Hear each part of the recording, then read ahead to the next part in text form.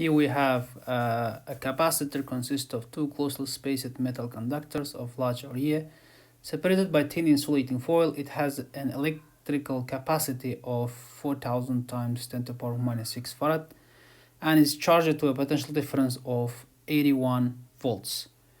So we have to calculate amount of energy stored in the capacitor in the first part. Now we know that in order to calculate the energy we have a couple of formulas, particularly for the capacitor.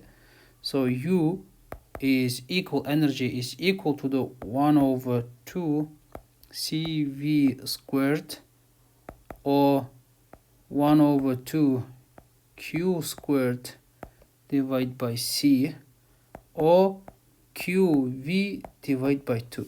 So now I will explain which formula we have to use in which cases. Now in the first case we have potential difference is 81 volts. The capacitance is 4000 farads.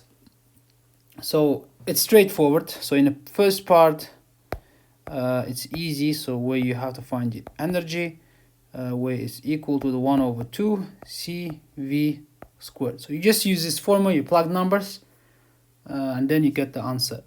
For the second case, when energy is equal to the 8.71 joules, you have to find the amount of charge.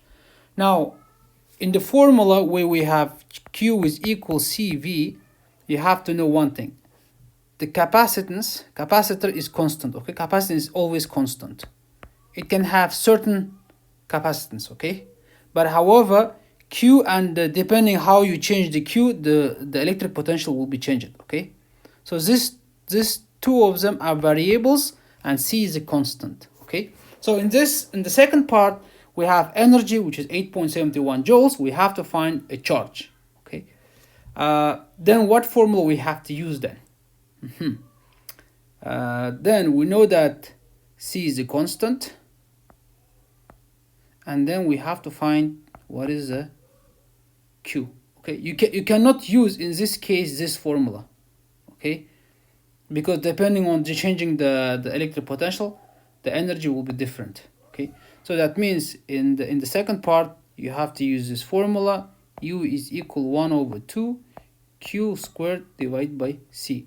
C here is equal 4000 times 10 to the power of minus 6. Okay, then you have to find what is the Q.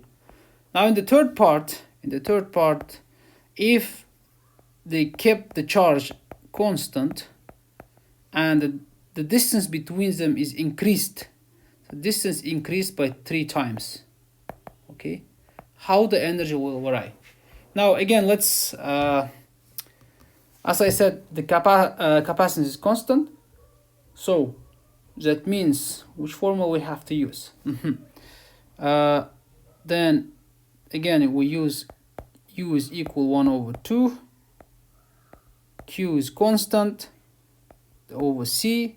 Now we have a formula for the C, 1/2 Q squared. Now C is equal to the K constant, epsilon naught area, and then our D is increased 3 times, right? So that means 3 times of the D, which will give us 3 goes up, 3 times increase in the energy. Okay, that means the energy will increase 3 times.